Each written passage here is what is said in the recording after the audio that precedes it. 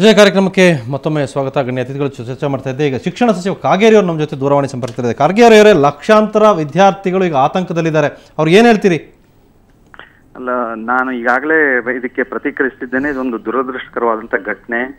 ವಿದ್ಯಾರ್ಥಿಗಳ ಭವಿಷ್ಯದ ಜೊತೆಗೆ ಈ ರೀತಿ ಚೆಲ್ಲಾಡ್ತಾ ಇರುವಂತ ಶಕ್ತಿ ಯಾವ್ದಿದೆಯೋ ದುಷ್ಟಶಕ್ತಿ ವಿರುದ್ಧ ನಾವು ನಿರ್ದಾಕ್ಷಿಣ್ಯವಾದ ಕ್ರಮ ತೆಗೆದುಕೊಳ್ಳೋದಕ್ಕೆ ಮುಂದಾಗಿದ್ದೇವೆ. ಸಿಒಡಿ ತನಿಖೆ ಪ್ರಾರಂಭವಾಗಿದೆ. ಈಗಾಗಲೇ ಸಾಕಷ್ಟು ವಿವಾದ ಕ್ರಮ ತೆಗೆದುಕೊಳ್ತಾ ಇದ್ದೇವೆ. ನಾವು ಬಹಳ ಭದ್ರತೆಯಿಂದ ಪರೀಕ್ಷೆಯನ್ನು ನಡೆಸೋದಕ್ಕೆ ನಿರಂತರವಾಗಿ ನಮ್ಮ ಪರಿಶ್ರಮ ಇದ್ದೇ ಇರುತ್ತೆ. ಇದು ಮೊದಲನೇ ಬಾರಿಗೆ ಈ ರೀತಿ ಒಂದು ಘಟನೆ ನಮ್ಮ ಸರ್ಕಾರ ಇಲ್ಲ ಕಾಗೇರಿ ಅವರು ಈ ಹಿಂದೆನೂ ಕೂಡ ಆಗಿದೆ. ಅದ್ರ ಜೊತೆಗೆ ಈಗಾಗಲೇ ಗಣಿತ ಪ್ರಶ್ನೆ ಪತ್ರಿಕೆ ಲೀಕ್ ಆದ ನಂತರ ಭೌತಶಾಸ್ತ್ರ ಪತ್ರಿಕೆಯನ್ನು ಕೂಡ ಮಾರಾಟ ಮಾಡ್ತಾರೆ ಅಂದ್ರೆ ಎಷ್ಟು ಧೈರ್ಯ ಇರಬೇಕಾಗಾದ್ರೆ ಕಾಗೇರಿ ಅವ್ರಿಗೆ? ಹಾಗಾದ್ರೆ ಹೊಸದಾಗಿ ಏನ್ ಮಾಡ್ತಾ ಇಲ್ಲ, ಅವ್ರು ಈ ಹಿಂದಿನಿಂದಲೂ ಮಾಡ್ಕೊಂಡ್ ಬಂದಿದ್ದಾರೆ. ಹಾಗಾದ್ರೆ ಅವ್ರಿಗೆ ಇದ್ರ ಬಗ್ಗೆ ವ್ಯವಸ್ಥಿತವಾಗಿ ನಡೀತಾ ಇದೆ ಇದು ಅನ್ನೋದು ಇಲ್ಲಿ ಪ್ರೂವ್ ಆಗ್ತಾ ಇದೆ ಕಾಗೇರಿ ಅವರೇ. ಈಗ ಹಿಂದಿನ 4 ವರ್ಷದಿಂದ ನಾನೇ ಶಿಕ್ಷಣ ಸಚಿವನಾಗಿ 3-4 ಪರೀಕ್ಷೆಗಳು ನಡೆಸಿದ್ದೇನೆ. ಈ ಹಿಂದೆಂದೂ ಈ ರೀತಿ ಉದಾಹರಣೆಗಳು ನಮ್ಮ ಹತ್ರ ಇಲ್ಲ. ಇದು ಮೊದಲನೇ ಬಾರಿಗೆ, ಮೊನ್ನೆ ಮ್ಯಾಥ್ಸು, ಇವತ್ತು ಫಿಸಿಕ್ಸು ಆಗಿದೆ. ಆದರೆ ಈ ರೀತಿ ಮಕ್ಕಳ ಭವಿಷ್ಯದ ಜೊತೆಗೆ ಚೆಲ್ಲಾಡ್ತಾ ಇರೋದಕ್ಕೆ ಉದ್ದೇಶ ಏನು? ಯಾವ ಹಿತಾಸಕ್ತಿ ಇದೆ? ಯಾವ ರ್ಯಾಕೆಟ್ ಕೆಲಸ ಮಾಡ್ತಾ ಇದೆ? ಹಣದ ಉದ್ದೇಶಕ್ಕೋ ಅಥವಾ ಸರ್ಕಾರ ಕೆಟ್ಟ ಹೆಸರು ತರಬೇಕು ಅನ್ನೋ ಉದ್ದೇಶಕ್ಕೋ?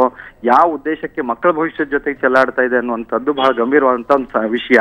ಸರ್, ಈಗಾಗಲೇ ಕೆಮಿಸ್ಟ್ರಿ ಪತ್ರಿಕೆ ಬಗ್ಗೆ ಕೂಡ ವಿದ್ಯಾರ್ಥಿಗಳಲ್ಲಿ ಅನುಮಾನ ವ್ಯಕ್ತ ಆಗಿದೆ. ಅದ್ರ ಬಗ್ಗೆ ಏನಾದರೂ ಕ್ರಮ ಕೈಗೊಂಡಿದ್ದೀರಾ?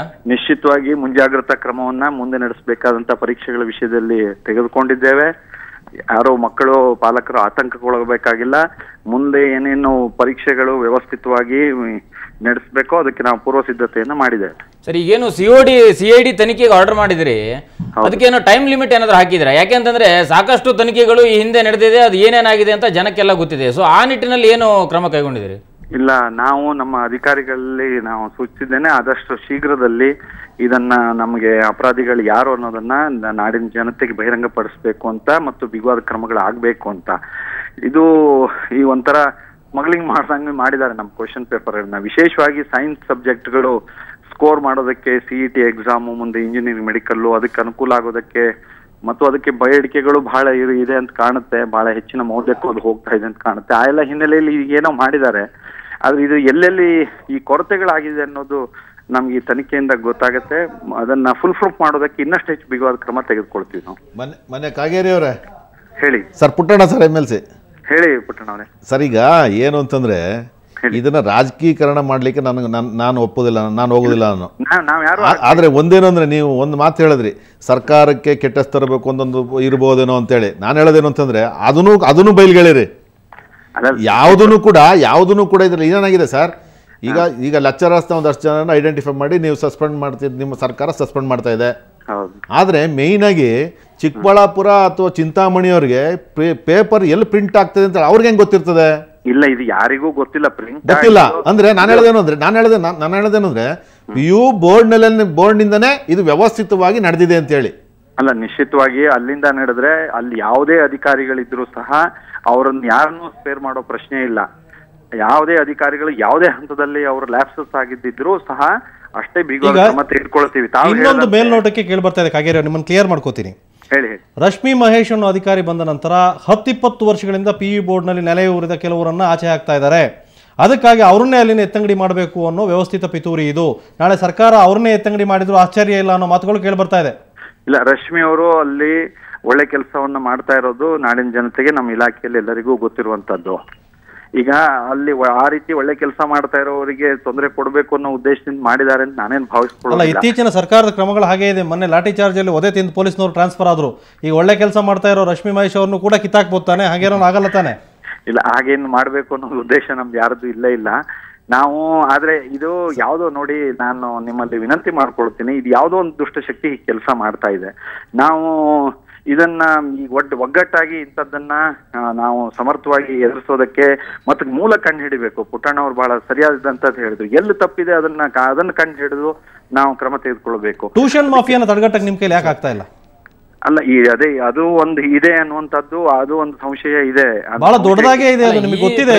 ಬಹಿರಂಗದ ಹಿಂದೆ ಟ್ಯೂಷನ್ ಮಾಫಿಯಾ ಕೂಡ ಬಹಳ ಪ್ರಬಲವಾಗಿ ಕೆಲಸ ಮಾಡಿರೋ ಸಾಧ್ಯತೆ ಇದೆ. ಯಾಕಂದ್ರೆ ಅವರಿಗೆ ರಿಸಲ್ಟ್ ಕೊಡಬೇಕಾದ ಒತ್ತಡ ಮತ್ತೆ ಅದರಿಂದಾಗಿ ಮುಂದೆ ಅವರಿಗೆ ಬರುವಂತ ವಿದ್ಯಾರ್ಥಿಗಳು ಡಿಪೆಂಡ್ ಆಗ್ತಾರೆ. ಸೊ ಆ ದೃಷ್ಟಿಯಲ್ಲಿ ಈ ಪ್ರಶ್ನೆ ಕೇಳ್ತಾ ಇದ್ದೀವಿ. ಅಲ್ಲ, ನಿಶ್ಚಿತವಾಗಿ ಈ ರೀತಿಯ ಬೇರೆ ಬೇರೆ ಲಾಬಿಗಳು ಇದ್ರ ಹಿಂದೆ ಇರೋದನ್ನ ನಾವು ಸಹ ಇದನ್ನ ಅರ್ಥೈಸ್ಕೊಂಡಿದ್ದೇವೆ. ಇದು ಎಲ್ಲದಕ್ಕೂ ಸಹ ನಮ್ದೇ ಆದಂತ ಒಂದೊಂದು ಪ್ರಯತ್ನಗಳನ್ನ ಮಾಡ್ತಾ ಇದ್ದೇವೆ. ಆದ್ರೆ ಈಗ ಪರೀಕ್ಷೆಯಲ್ಲಿ ಮಾರ್ಕ್ಸೇ ಎಷ್ಟು ಮುಖ್ಯ ಆಗಿದೆ ಅಂದ್ರೆ, ಈಗ ನಮಗೂ ನಿಮ್ಗೂ ಎಲ್ಲರಿಗೂ ಗೊತ್ತಿದೆ, ಮಕ್ಕಳಿಗೆ ಉಳಿದ ಭವಿಷ್ಯದಲ್ಲಿ ವಿಶ್ವಾಸ ಮೂಡಿಸುವಂತದ್ದು ಹೊರಟೋಗಿ ಮಾರ್ಕ್ಸ್ ಅನ್ನೇ ತೆಗೆದುಕೊಳ್ಬೇಕು ಅನ್ನುವಂಥದ್ದೇ ಕೇಂದ್ರೀಕೃತವಾಗಿ ಈ ರೀತಿ ಒಂದು ಒತ್ತಡಗಳು ಮಕ್ಕಳ ಮೇಲೆ, ಪಾಲಕರ ಮೇಲೆ ನಿರ್ಮಾಣ ಆಗುತ್ತೆ. ಅದಕ್ಕೋಸ್ಕರವಾಗಿ ಇದರ ದುರ್ಲಾಭ ಪಡೆಯೋದಕ್ಕೆ ಕೆಲವು ಶಕ್ತಿಗಳು ಪ್ರಯತ್ನ ಮಾಡ್ತಾರೆ. ಬದಲಾವಣೆ ಮಾಡುವ ಎಲ್ಲ ಅವಕಾಶ ನಿಮ್ ಕೈಯಲ್ಲಿ ಇದೆಯಲ್ಲ ಕಾಗೇರಿ ಅವರೇ, ನೀವು ಮಾಡಬಹುದಲ್ಲ. ಆದ್ರೆ ಇದು ದೋಷ ಎಲ್ಲಿದೆ ಅನ್ನೋದು ಗೊತ್ತಾದಾಗ ಅದು ಬದಲಾವಣೆಗೆ ಮುಂದಾಗಬಹುದು. ಈ ರೀತಿ ಪ್ರಶ್ನೆ ಪತ್ರಿಕೆ ಬಹಿರಂಗಗೊಂಡಿರೋದಕ್ಕೆ ದೋಷ ಎಲ್ಲಿದೆ ಅನ್ನೋದು ನೋಡಿದಾಗ ನಿಶ್ಚಿತವಾಗಿ ಅದನ್ನು ಸರಿಪಡಿಸೋ ಕ್ರಮ ತೆಗೆದುಕೊಂಡು ಎಲ್ಲಿ ಅಂತ ಗೊತ್ತಾಗ್ತಾ ಇಲ್ಲ. ಎಲ್ಲಿ ಆಗಿದೆ ಅನ್ನೋದು ಗೊತ್ತಾಗ್ಬೇಕಲ್ಲ, ಅದು ಗೊತ್ತಾಗ್ತಾ ಇಲ್ಲ. ಕಾಗೇರಿ ಅವರೇ ಹೇಳಿ. ನನಗೇನು ಅಂತಂದ್ರೆ ಈಗ ಟ್ಯೂಷನ್ ಮಾಫಿಯಾನೇ ಒಂದು ಪ್ರಯತ್ನ ಮಾಡ್ತಿರ್ತದೆ ಅಥವಾ ಒಂದು ಅದಕ್ಕೆ ಅವರೇ ಕಾರಣ ಅನ್ನುವಂಥ ಮಾತು ಕೂಡ ಹೇಳ್ತಾರೆ. ಆದ್ರೆ ನಾನು ಅದನ್ನು ಒಪ್ಪುದಿಲ್ಲ. ಯಾಕೆ ಅಂತಂದ್ರೆ ನಿಮ್ಮ PU ಬೋರ್ಡ್ಗೆ ಯಾರು ಟ್ಯೂಷನ್ ಮಾಡ್ತಾರೆ, ಯಾರು ಮಾಡಿದ್ರೆ ಅಂತ ಎಲ್ಲವೂ ಗೊತ್ತಿರ್ತದೆ. ಅದಕ್ಕೆಲ್ಲವೂ ಕೂಡ ಕಡಿವಾಣ ತಾನೇ ಹಾಕಬಹುದು. ಅಲ್ಲ, ಈಗ ಸಾಕಷ್ಟು ನಿಮ್ಗೂ ಗೊತ್ತಿದ್ದಂತೆ ಪುಟ್ಟಣ್ಣವ್ರೆ, ನಾವು ಸರ್ಕ್ಯುಲರ್ ಮೇಲೆ ಸರ್ಕ್ಯುಲರ್, ಸ್ಥಳೀಯವಾಗಿ ಅವರಿಗೆ ಎಚ್ಚರಿಕೆ, ಈ ರೀತಿದ್ದನ್ನೆಲ್ಲ ನೀಡೇ ಇರ್ತೀವಿ. ನಮ್ಮ ಸರ್ಕಾರಿ ಶಾಲೆಯಲ್ಲಿ ಕಲಿಸ್ತಾ ಇರುವಂತವ್ರು ಟ್ಯೂಷನ್ ಮಾಡಬಾರದು ಇತ್ಯಾದಿಗಳೆಲ್ಲವೂ. ಆದ್ರೂ ಸಹ ಈ ವ್ಯವಸ್ಥೆಯಲ್ಲಿ ಅನೇಕ ದೋಷವನ್ನು ಕಂಡಂತೆ ಅದು ನಮ್ಮ ಉಪನ್ಯಾಸಕ ವರ್ಗವು ಸಹ ಅವರು ಟ್ಯೂಷನ್ ಅನ್ನು ಮಾಡ್ತಾ ಇರುವಂತದ್ದು ಮುಂದುವರಿಸುವಂತದ್ದು ಇದೆ. ನಮ್ಮ ಯುವ ವಿದ್ಯಾರ್ಥಿಯೊಬ್ಬರು ಮಾತಾಡ್ತಾರೆ. ಸರ್ ಬಾಲಾಜಿ ಅಂತ ವಿದ್ಯಾರ್ಥಿ ಪರಿಷತ್ತಿಂದ. ಸರ್, ಟ್ಯೂಷನ್ಸ್ ಬಗ್ಗೆ ಇದಾಗಲೇ ಒಂಥರ ಓಪನ್ ಸೀಕ್ರೆಟ್ ತರ ಇದೆ. ನಿಮ್ಮದೇ PU ಬೋರ್ಡಿನ ಮಾಹಿತಿ ಪ್ರಕಾರ ಕರ್ನಾಟಕ ರಾಜ್ಯದಲ್ಲಿ ರಿಜಿಸ್ಟರ್ ಆಗಿರೋದು ಕೇವಲ 6 ಟ್ಯೂಷನ್ಸ್ ಮಾತ್ರ. ಇವತ್ತು ಕರ್ನಾಟಕ ರಾಜ್ಯದಲ್ಲಿ ಎಷ್ಟು ಟ್ಯೂಷನ್ಸ್ ಅಕಾಡೆಮೀಸ್ ನಡೀತಿದೆ ಅಂತ ಕೂಡ ಸರ್ಕಾರದ ಮುಂದೆ ಬಹಳ ಸ್ಪಷ್ಟವಾಗಿ ಮಾಹಿತಿ ಏನಿದೆ. ನೀವು ಎಷ್ಟೇ ಸರ್ಕ್ಯುಲರ್ ಕಳಿಸಿದ್ರು ನಿಮ್ಮ ಲೆಕ್ಚರರ್ಸ್ ಮಾಡೋ ಕೆಲಸವನ್ನ ಮಾಡ್ತಿದ್ದಾರೆ, ಎಲ್ಲರೂ ಮಾಡ್ತಿದ್ದಾರೆ ಅಂತ ವಿದ್ಯಾರ್ಥಿ ಪರಿಷತ್ ಹೇಳ್ತಾ ಇಲ್ಲ. ಇವತ್ತು ಯಾರ್ಯಾರು ಮಾಡ್ತಿದ್ದಾರೆ ಅವ್ರ ಮೇಲೆ ನೀವು ಇಷ್ಟು ವರ್ಷ ಬಿಡ್ತಾ ಹೋದ್ರೆ ಅವ್ರು ಮಾಡೋ ಧೈರ್ಯದಿಂದ ಇನ್ನ ಕಂಟಿನ್ಯೂ ಮಾಡ್ತಾ ಹೋಗ್ತಾ ಇರ್ಬಿಟ್ರೆ ಅದು ನಿಲ್ಲೋದಿಲ್ಲ. ಆಮೇಲೆ ನಿಮ್ಮ ಗಮನಕ್ಕೆ ಇನ್ನೊಂದು ವಿಷಯ ಅಂದ್ರೆ, ಇವತ್ತೇನು PU ಬೋರ್ಡ್ ಹೊಸದಾಗಿ ಟೈಮ್ ಟೇಬಲ್ ಮಾಡಿದೆ, ಅದರಿಂದ ವಿದ್ಯಾರ್ಥಿಗಳು ಬಹಳ ತೊಂದರೆಗೆ ಒಳಗಾಗಿದ್ದಾರೆ. ಕಂಟಿನ್ಯೂಸ್ ಆಗಿ 4 ಎಕ್ಸಾಮು ವಿತೌಟ್ ಬ್ರೇಕ್ ಬರಿಬೇಕಾಗಿದೆ. ಅದೊಂದು ಇಲ್ಲ ಬಾಲಾಜಿ ಅವರೇ, ನೀವು ಹೇಳಿರೋದು ಈ ಪಾಯಿಂಟ್ ಏನಿದೆ, ಕಂಟಿನ್ಯೂಸ್ ಎಕ್ಸಾಮ್ ಆಗಿದೆ ಅನ್ನೋದು, ಅದರ ಪ್ರೆಷರ್ ಮಕ್ಕಳ ಮೇಲೆ ಹೇಗಾಗಿದೆ ಅಥವಾ ಪಾಲಕರ ಮೇಲೆ ಹೇಗಾಗಿದೆ ಅನ್ನೋದು ನನ್ನ ಗಮನಕ್ಕೆ ಬಂದಿದೆ. ನಾನು ನಮ್ಮ ಸೆಕ್ರೆಟರಿ ಅವರು ಮತ್ತು PU ಡೈರೆಕ್ಟರ್ಗೆ ನಾನು ಸೂಚಿಸಿದ್ದೀನಿ, ರೀಶೆಡ್ಯೂಲ್ ಮಾಡಿ ಅದನ್ನು ತಿಳಿಸಿ ಅಂತ. ಅವರು ಏನಾಗಿದೆ, 2ನೇ ತಾರೀಕಿಂದ SLC ಪರೀಕ್ಷೆಗಳು ಪ್ರಾರಂಭ ಆಗ್ತಾ ಇದೆ. ಸರ್ ದಯವಿಟ್ಟು ಅದನ್ನ ಆದಷ್ಟು ಬೇಕು. ಯಾಕಂದ್ರೆ physics and chemistry are very important subjects for science students today. ಹಾಗಾಗಿ ನಾವು ಮ್ಯಾಥಮೆಟಿಕ್ಸ್ ಹೀಗಾದಾಗ ಅದನ್ನ 3ನೇ ತಾರೀಕು ಹಾಕೊಂಡ್ವಿ ನಾವು. ದಯವಿಟ್ಟು ಅಟ್ಲೀಸ್ಟ್ ಒಂದೊಂದು ದಿನ ಗ್ಯಾಪ್ ಕೊಟ್ಟು, ಯಾಕಂದ್ರೆ ಬಹಳಷ್ಟು ವಿದ್ಯಾರ್ಥಿಗಳು ಇವತ್ತು ಕರೆಯನ್ನು ಮಾಡಿ ಹೇಳ್ತಿದ್ದಾರೆ ತುಂಬಾ ತೊಂದರೆ ಆಗ್ತಿದೆ ಅಂತ ಹೇಳ್ತಿದ್ದಾರೆ. ನಿಶ್ಚಿತವಾಗಿ ಆ ಗ್ಯಾಪ್ ಕೊಡೋದಕ್ಕೆ ನಾವು ನಮ್ಮ ಅಧಿಕಾರಿಗಳಿಗೆ ಸೂಚಿಸಿದ್ದೇನೆ. ಅವರು ಅದನ್ನ ಕುತ್ಕೊಂಡು ವರ್ಕೌಟ್ ಮಾಡ್ತಿದ್ದಾರೆ, ಯಾವ ದಿನ ಆಗ್ಬಹುದು ಅಂತ. ಸರ್, ಇದ್ರ ಜೊತೆ ಇನ್ನೊಂದ್ ಸಲಹೆ ಏನು, ನೀವು SLC ಮಕ್ಕಳಿಗೆ ಇವತ್ತು ಸಹಾಯವಾಣಿಯನ್ನು ಓಪನ್ ಮಾಡಿದೀರ ಅವ್ರ ಡೌಟ್ಸ್ ಕ್ಲಿಯರ್ ಮಾಡ್ಕೊಳ್ಳಕ್ಕೆ. ಅದೇ ರೀತಿ PUC ಮಕ್ಕಳಿಗೆ ಆದಷ್ಟು ಬೇಗ ನಾಳೆ ಒಳಗೆ ಮಾಡಿದ್ರೆ PUC ಮಕ್ಕಳಲ್ಲಿ ಇರ್ತಕ್ಕಂಥ ಒಂದು ಆತಂಕವನ್ನ ನೀವು ನೀಗಿಸಬಹುದು. ಅದ್ರ ಜೊತೆಗೆ ನಿಮ್ಮ PU ಬೋರ್ಡ್ ಹಾಗೂ ಸರ್ಕಾರದ ಕಡೆಯಿಂದ ಅವ್ರಲ್ಲಿ ಆತ್ಮಸ್ಥೈರ್ಯವನ್ನು ತುಂಬತಕ್ಕಂಥ ಕೆಲಸವನ್ನು ನೀವು ಆದಷ್ಟು ಬೇಗ ಮಾಡಿದ್ರೆ ಬಹಳ ಒಳ್ಳೇದಾಗುತ್ತೆ ಅಂತ ನನ್ನ ಅಭಿಪ್ರಾಯ. ಕಳೆದ 1 ತಿಂಗಳಿಂದ ಸಹಾಯವಾಣಿ ನಡೆಸ್ತಾ ಇದ್ದೀವಿ. ಈಗಂತೂ ಅದ್ರ ಅಗತ್ಯ ಇದ್ದೇ ಇದೆ. ನಾನು ಅದನ್ನು ಪುನಃ ಪ್ರಾರಂಭಿಸೋದಕ್ಕೆ ಸೂಚಿಸ್ತೀನಿ. ಈಗ ಕಾಗೇರಿ ಅವರೇ ಹೇಳಿ ಸರ್, ಒಂದು SLCದು ಇದಕ್ಕೆ 2 ಕೂಡ ಎಕ್ಸಾಮ್ ಬರ್ತದೆ. ಈಗ ಹೌದು, 2ನೇ ತಾರೀಕಿಂದ ಬರ್ತದೆ. ಹಾಗಂತೇಳಿ ನೀವು ಇವ್ರಿಗೆ ಕಂಟಿನ್ಯೂಸ್ ಆಗಿ ಎಕ್ಸಾಮ್ ಮಾಡ್ಲಿಕ್ಕೆ ದಯವಿಟ್ಟು ಬಿಡಬೇಡಿ. ಇಲ್ಲ, ಅದಕ್ಕೆ ರೀಶೆಡ್ಯೂಲ್ ನಿಜವಾಗ್ಲೂ ಕೂಡ ಬಹಳಷ್ಟು ತೊಂದರೆ, ಮಾನಸಿಕವಾಗಿ ಮಕ್ಕಳು ಆತಂಕ ಒಳಗಾಗಿದ್ದಾರೆ. ಇಲ್ಲ, ಅದನ್ನ ರೀಶೆಡ್ಯೂಲ್ ಮಾಡಿಸ್ಲೇಬೇಕು ನೀವು. ನಿಮ್ಮ ಅಧಿಕಾರಿಗಳು ಹೇಳ್ತಾರೆ ಅಂತ ಹೇಳಿ ದಯವಿಟ್ಟು ಕೇಳಬೇಡಿ. ಇಲ್ಲ, ರೀಶೆಡ್ಯೂಲ್ ಮಾಡೋದಕ್ಕೆ ಹೇಳಿದ್ದೀನಿ ನಾನು, ಸೂಚಿಸಿದ್ದೀನಿ ನಾನು. ಪೋಷಕರು ಮಾತಾಡ್ತಾರೆ ನಿಮ್ಮ ಜೊತೆ ಕಾಗೇರಿ ಅವರೇ. ಸರ್, ಮಕ್ಕಳು ಇವಾಗಲೇ ಬಹಳಷ್ಟು ಗೊಂದಲದಲ್ಲಿದ್ದಾರೆ. ಇಂಥ ಸಂದರ್ಭದಲ್ಲಿ ಬಂದಿದ್ದೇನೆ, ಪರೀಕ್ಷೆ ನಡೆಸೋ ವಿಧಾನನೂ ಕೂಡ ಸ್ವಲ್ಪ ತಾವು ಕರೆಕ್ಟಾಗಿ ನೋಡಬೇಕಾಗ್ತದೆ. ಯಾಕೆಂತಂದರೆ ಈಗ ಮುಖ್ಯವಾಗಿ ಬಂದಿದ್ದೇನೆ, ಒಂದಾದ್ಮೇಲೆ ಒಂದು ಪರೀಕ್ಷೆ ನಡೆಸೋದಾಗಬಹುದು, ಅಥವಾ ಗ್ಯಾಪ್ ಇಲ್ಲದೆ ಕೊಡೋದಾಗ್ಬೋದು, ಅಥವಾ ಅವರು ಬೇರೆ ಈ ಆಲ್ ಇಂಡಿಯಾ ಲೆವೆಲ್ ಎಕ್ಸಾಮಿನೇಷನಲ್ಲಿ ಪಾರ್ಟಿಸಿಪೇಟ್ ಮಾಡೋದಾಗ್ಬೋದು. ಪ್ರತಿಯೊಂದು ಬಂದಾಗ ಏನಾಗುತ್ತೆ ಅಂದರೆ ಅವರ ಮೇಲೆ ಒತ್ತಡ ಹೆಚ್ಚಾಗಿ ಅವರು ತಗೊಳ್ಳೋಂಥ ಮಾರ್ಕ್ಸ್ಗಳ ಮೇಲೆ ಪರಿಣಾಮ ಬೀರೋ ಸಾಧ್ಯತೆ ಕೂಡ ಇರ್ತದೆ ಅದರೊಳಗೆ. ಇದನ್ನೆಲ್ಲ ಸ್ವಲ್ಪ ಕರೆಕ್ಟಾಗಿ ಪರಿಗಣಿಸಿ ಕರೆಕ್ಟಾಗಿ ತಪ್ಪಿತಸ್ಥರು ಯಾರಿದ್ದಾರೆ ಅವ್ರ ಮೇಲೆ ಕ್ರಮ ತಗೊಳ್ಬೇಕು ಅಂತ ಒಂದು. ಅಥವಾ ಬೇಕಾದಷ್ಟು ಹಗರಣಗಳೆಲ್ಲ ಆಗಿ ಎಲ್ಲ ಎಂಕ್ವೈರಿ ಆಗಿ ಮೂಲೆಯಲ್ಲಿ ಬಿದ್ದಿದೆಯಲ್ಲ, ಆ ಥರ ಇದನ್ನ ದಯವಿಟ್ಟು ಬೀಳಿಸಬೇಡಿ, ಅವ್ರ ಮೇಲೆ ಕರೆಕ್ಟಾಗಿ ಕ್ರಮ ತಗೊಳ್ಳುವಂಥ ಒಂದು ಇದು ಮಾಡಿ ಅಂತ. ನನ್ನ ಇಲಾಖೆಯಲ್ಲಿ ನಾನು ನಿರ್ದಾಕ್ಷಿಣ್ಯವಾದ ನಿಶ್ಚಿತವಾದ ಕ್ರಮವನ್ನ ತೆಗೆದುಕೊಳ್ಳೋದಕ್ಕೆ ಮುಂದಾಗ್ತೀವಿ. ನಮಗೆ ಎಲ್ಲಿ ಇದು ಆಗ್ತಾ ಇದೆ ಅನ್ನುವಂಥದ್ದು ಮಾಹಿತಿಗಳಿಲ್ಲದೆ ನಾವು COD ಕೊಡಬೇಕಾದಂತ ಅನಿವಾರ್ಯತೆಗಳು ಬಂದಿದೆ. ನಮ್ಮ ಇಲಾಖೆ ವ್ಯಾಪ್ತಿಯನ್ನು ಮೀರಿರುವಂತ ಕೆಲವು ಘಟನೆಗಳು ನಡೆದಿದೆ. ಈಗ ಸರ್ ಅವ್ರ ವ್ಯಾಪ್ತಿ ಮೀರಿ ಹೇಳಿ ಸರ್. ಈಗ ಹಾಗಾಗಿ ನಾವು COD ಇಂದ ಅದಕ್ಕೆ ಬೇಕಾಗಿರುವಂತ ನಿಮ್ಮ ವ್ಯಾಪ್ತಿ ಮೀರಿ ಅಂದ್ರೆ ಏನು ಎಕ್ಸ್ಪ್ಲೈನ್ ಮಾಡಿ ಸರ್, ಗೊತ್ತಾಗ್ಲಿಲ್ಲ. ಅಲ್ಲ, ಈಗ ನಮ್ಮ ಇಲಾಖೆ ಹಂತದಲ್ಲಿ ಇದು ಲ್ಯಾಪ್ಸಸ್ ಗಳು ಗೊತ್ತಾಗ್ತಾ ಇಲ್ಲ. ಯಾರನ್ನೋ ಹಿಡಿಬೇಕಾಗತ್ತೆ, ಇಂಟ್ರೋಗೇಟ್ ಮಾಡ್ಬೇಕಾಗತ್ತೆ, ಎಲ್ಲಿಂದ ಬಂತು ಎಲ್ಲಿಂದ ಹೋಯ್ತು ಅನ್ನೋದನ್ನ ವಿಚಾರಣೆ ಮಾಡ್ಬೇಕಾಗತ್ತೆ. ಇದನ್ನೆಲ್ಲ COD ಮಾಡ್ಲಿಕ್ಕೆ ಸಾಧ್ಯ ಇದೆ ಅಂತ. ನೀವು CIDಗೆ ಕೊಡಿ, ಅದ್ರ ಬಗ್ಗೆ ಯಾರ್ದು ತಕರಾರಿಲ್ಲ, CID ತನಿಖೆ ಕೊಡ್ಬೇಕು. ಆದ್ರೆ ಅದಕ್ಕೊಂದು ಟೈಮ್ ಲಿಮಿಟ್ ಹಾಕಿ ಆದಷ್ಟು ಬೇಗ ಮಾಡಿಸಿ. ಯಾಕೆಂದ್ರೆ 6 ತಿಂಗಳ 1 ವರ್ಷ ಬಿಟ್ಟು ಅದ್ರ ರಿಸಲ್ಟ್ ಬಂದ್ರೆ ಅಥವಾ ಅದು ಆಮೇಲೆ ತನಿಖೆ ಅದರದ್ದು ಹಾದಿಯನ್ನ ತಪ್ಪಿದ್ರೆ ಅವಾಗ ಪೋಷಕರು ಏನೂ ಮಾಡೋ ಪರಿಸ್ಥಿತಿ ಇರಲ್ಲ, ಅದು ಜನರಿಗೆ ನೆನಪು ಇರಲ್ಲ ಬಹುತೇಕವಾಗಿ. ಇಲ್ಲ, ನಾನು ವಿನಂತಿ ಮಾಡ್ಕೊಂಡಿದ್ದೀನಿ. ನಾನು ಮತ್ತೊಮ್ಮೆ ಮುಖ್ಯಮಂತ್ರಿಗಳ ಜೊತೆ ಗೃಹ ಸಚಿವರ ಜೊತೆ ಮಾತನಾಡಿ ಕಾಲಮಿತಿ ಒಳಗೆ ಇದನ್ನ ತನಿಖೆ ಮಾಡ್ಕೊಡೋದಕ್ಕೆ ಆಗತ್ತೆ ನಿರ್ದೇಶನವನ್ನು ಅವರು ಕೊಡೋದಕ್ಕೆ ನಾನು ವಿನಂತಿ ಮಾಡ್ಕೊಳ್ತೀನಿ. ಸರ್, ಈಗ ಎಲ್ಲಾ ನ್ಯಾಯಾಂಗ ತನಿಖೆ, COD ತನಿಖೆ, ವರದಿಗಳ ಬಗ್ಗೆ ಎಲ್ಲ ಬಹಳಷ್ಟು ಜನ ವಿಶ್ವಾಸ ಕಳ್ಕೊಂಡ್ಬಿಟ್ಟಿದ್ದಾರೆ ಸರ್.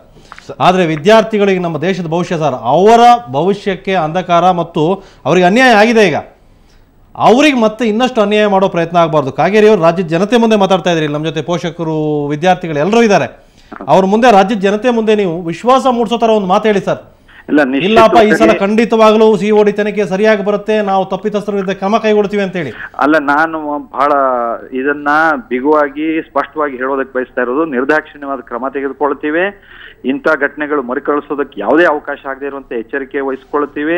ಅದಕ್ಕೆಲ್ಲರ ಸಹಕಾರವನ್ನು ಬಯಸ್ತೇನೆ ನಾನು. ಮತ್ತು ನಾನು ಒಂದು ಪಾಲಕರಲ್ಲಿ, ಮಕ್ಕಳಲ್ಲಿ ವಿನಂತಿ ಮಾಡೋದೇನು ಅಂದ್ರೆ, ಆಗಿರೋ ಘಟನೆಯನ್ನ ಸಮರ್ಥವಾಗಿ ಎದುರಿಸುವಂತ ಮಾನಸಿಕತೆಯನ್ನು ಎದುರಿಸ್ಕೋಬೇಕು. ಈಗ ಪರೀಕ್ಷೆ ಹೀಗಾಗಿದೆ, ಸತ್ಯ, ಇದು ಆಗಬಾರ್ದಾಗಿತ್ತು. ನಮ್ ಯಾರಿಗೂ ಇದು ಏನು ಬಹಳ ಖೇದ ತಂದಿರುವಂತ ಸಂಗತಿ ಇದು. ಆದ್ರೆ ಇದನ್ನ ಸಮರ್ಥವಾಗಿ ಎದುರಿಸುವಂತ ಮಾನಸಿಕತೆ ಬೇಕು. ಪರೀಕ್ಷೆಯನ್ನ ವಿಶ್ವಾಸದಲ್ಲಿ ಬರೆಯುವಂತ ಮಾನಸಿಕತೆ ಬೇಕು. ಭವಿಷ್ಯದಲ್ಲಿ ಈ ರೀತಿ ಆಗಲ್ಲ ಅನ್ನೋ ಭರವಸೆ ನೀಡ್ತೀರಾ ಕಾಗೇರಿ ಅವರೇ? ನಾನು ಆ ದಿಕ್ಕಿನಲ್ಲಿ ನಮ್ಮೆಲ್ಲಾ ಪ್ರಯತ್ನವನ್ನ ಮಾಡಿದ್ದೀವಿ. ನಾವು ನೀವು ಜೊತೆ ಸೇರಿ ಮಾಡೋಣ. ನಾವು ವಿದ್ಯಾರ್ಥಿಗಳ ಒಂದು ಆತ್ಮವಿಶ್ವಾಸವನ್ನು ಹೆಚ್ಚಿಸೋದಕ್ಕೆ ಬೇಕಾಗಿರುವಂತ ಪ್ರಯತ್ನ ಮಾಡೋಣ. ಹೀಗ ಆಗದೆ ಇರುವಂತೆ ನಾವೆಲ್ಲ ಜವಾಬ್ದಾರಿ ತೆಗೆದುಕೊಂಡಿದ್ದೀವಿ. ಆ ಎಚ್ಚರಿಕೆಯನ್ನ, ಮುನ್ನೆಚ್ಚರಿಕೆಯನ್ನು ವಹಿಸ್ಕೊಂಡಿದ್ದೀವಿ. ನೀವು ಈ ಟ್ಯೂಷನ್ ಬಗ್ಗೆ ದಯವಿಟ್ಟು ಸರ್ಕ್ಯುಲರ್ಗಳನ್ನು ಹೊರಡಿಸೋ ಬದಲು ಅಟ್ಲೀಸ್ಟ್ ಕೆಲವರ ಮೇಲಾದ್ರೂ ನೀವು ಕ್ರಮ ಕೈಗೊಂಡ್ರೆ ಅವಾಗ ಈ ಶಿಕ್ಷಕರಲ್ಲಿ ಒಂದು ಭಯ ಇರುತ್ತೆ. ಬರೀ ಸರ್ಕ್ಯುಲರ್ ಹೊರಡಿಸಿದ್ರೆ ಏನ್ ಭಯ ಬರ್ಬೋದು ಹೇಳಿ ಸರ್? ನಾನು ನಿಶ್ಚಿತವಾಗಿ ಈ ದಿಕ್ಕಿನಲ್ಲಿ ನಾನು ಪ್ರಯತ್ನ ಮಾಡ್ತೀನಿ. ಎಲ್ಲ MLCಗಳ, MLAಗಳ ಎಲ್ಲರ ಸಹಕಾರವನ್ನು ಬಯಸ್ತೀನಿ. ಯಾಕೆಂದ್ರೆ ನಾವು ಈ ರೀತಿ ಕ್ರಮ ತೆಗೆದುಕೊಳ್ಳೋದಕ್ಕೆ ಹೋದಾಗ ಏನೇನ್ ಪರಿಣಾಮಗಳಾಗ್ಬೋದು ಅಂತ ಪುಟ್ಟಣ್ಣ ಅವ್ರಿಗೆ ಗೊತ್ತೇ ಇದೆ. ಹಾಗಾಗಿ ಎಲ್ಲರ ಸಹಕಾರದಿಂದ ನಾವೆಲ್ಲರೂ ಜೊತೆ ಸೇರಿ ಈ ರೀತಿ ಟ್ಯೂಷನ್ ಮಾಫಿಯಾಗಳು ಏನಿದೆ ಅದ್ರ ಮೇಲೂ ಕ್ರಮ ತೆಗೆದುಕೊಳ್ಳೋದಕ್ಕೆ ಮುಂದಾಗ್ತೀವಿ ನಾವು. ಕಾರಣದ ಕೈಗಳೇನಾದ್ರೂ ಕಾಗೇರಿ ಅವ್ರ ಕೈಗಳನ್ನು ಕಟ್ಟಾಗ್ತಾ ಇದೆ. ಯಾಕೆಂದ್ರೆ ಎಜುಕೇಶನ್ ಸಿಸ್ಟಮ್ ಅಲ್ಲಿ ಪ್ರಬಲವಾದ ಲಾಬಿಗಳಿದೆ. ಕಾಗೇರಿ ಅವ್ರನ್ನು ಕಟ್ಟಾಕುವಷ್ಟು ಶಕ್ತಿ ಇದೆ ಅಂತ ಹೇಳ್ತಾರೆ. ಕಾಗೇರಿ ಅದಕ್ಕೇನು ಮಣಿಯಲ್ಲ ತಾನೆ? ನಿಶ್ಚಿತವಾಗಿ ಮಣಿಯೋ ಪ್ರಶ್ನೆಯೇ ಇಲ್ಲ ಸರ್. ಈಗ ಸರ್, ದಯಮಾಡಿ ನಾನು ಹೇಳೋದೇನು ಅಂತಂದ್ರೆ, ಇದು ನಿಲ್ಲಬೇಕು ಅಂತಂದ್ರೆ ನಮ್ಮ ಮಾನ್ಯ ಮುಖ್ಯಮಂತ್ರಿಗಳ ಹತ್ರ ಮಾತಾಡಿ CID ಎನ್ಕ್ವೈರಿನ 30 ದಿನದೊಳಗಡೆ ಬರೋದ್ ರೀತಿ ಮಾಡ್ಕೊಳ್ಳಿ. ಇಲ್ಲ, ಅದನ್ನೇ ನಾನು ಅಲ್ಲ, ಟೈಮ್ ಫಿಕ್ಸ್ ಮಾಡ್ಬೇಕು. ನೀವು ಸುಮ್ಮನೆ ಬೇಗ ಬರ್ತೀನಿ ಅಂತ ಖಂಡಿತ ಬರೋದಿಲ್ಲ. ಇದು ಡೈಲ್ಯೂಟ್ ಆಗ್ತದೆ, ನಿಮ್ಗೆ ಗೊತ್ತು. ಈಗ ಡ್ರಾಪ್ ಔಟ್ ಸೀಟ್ ಬಂತು, ಇದೇ ಮಾಧ್ಯಮದವ್ರು ಈಚೆ ಹೇಳಿದ್ರು, ಇವರೇ ಹೋಗಿ. ಆದ್ರೆ ಅದನ್ನ ಈ ನಮ್ಮ ಸಿಟಿ ಪೊಲೀಸರು ಕೊಟ್ಬಿಟ್ಟು ಡೈಲ್ಯೂಟ್ ಮಾಡ್ಬಿಟ್ರು ಅದನ್ನ. ಇದನ್ನು ಕೂಡ 2 ತಿಂಗಳು ಹೋಯ್ತು ಅಂದ್ರೆ ಜನ ಎಲ್ಲರೂ ಮರ್ತು ಬಿಡ್ತಾರೆ, ಸರ್ಕಾರನೂ ಕೂಡ ಬಿಟ್ಬಿಡ್ತದೆ, ಡೈಲ್ಯೂಟ್ ಆಗ್ತದೆ, ಅಪರಾಧಿಗಳು ತಪ್ಪಿಸ್ಕೋತಾರೆ. ಯಾರೋ ನಿರಪರಾಧಿಗಳು ಅವರು ಯಾರೋ ಅಮಾಯಕರ 4 ಜನ ಸಿಕ್ಸ್ಬಿಟ್ಟು ಕೈ ತೊಳ್ಕೊಂಡ್ಬಿಡ್ತಾರೆ. ಅದು 30 ದಿವಸ ಫಿಕ್ಸ್ ಮಾಡಿ. ಈ ಸಲ ಸುವರ್ಣ ನ್ಯೂಸ್ ಜೊತೆ ಕಾಗೇರಿ ಅವರು ಮಾತಾಡ್ತಾ ರಾಜ್ಯದ ಜನತೆ ಮುಂದೆ ವಾಗ್ದಾನ ಮಾಡಿದ್ದಾರೆ. ನಮ್ಗೆ ವಿಶ್ವಾಸ ಇದೆ, ಖಂಡಿತ ತನಿಖೆ ರಿಪೋರ್ಟ್ ಬರುತ್ತೆ, ಅವತ್ತು ಕಾಗೇರಿ ಅವರು ಮಾತಾಡ್ತಾರೆ ನಮ್ಮ ಜೊತೆ ಅನ್ನೋ ವಿಶ್ವಾಸ ನಮ್ಗಿದೆ. ಥ್ಯಾಂಕ್ ಯು ಕಾಗೇರಿ ಅವರೇ, ಮಾತಾಡಿ. ಧನ್ಯವಾದ. Thank you sir. ಸೊ ಇದಿಷ್ಟು ಇನ್ನಷ್ಟು ಮಾತಾಡ್ತೀನಿ ನಾನು. ಅದಕ್ಕೆ ಮೊದಲು ಮತ್ತೊಂದು ಚಿಕ್ಕ ಬ್ರೇಕ್.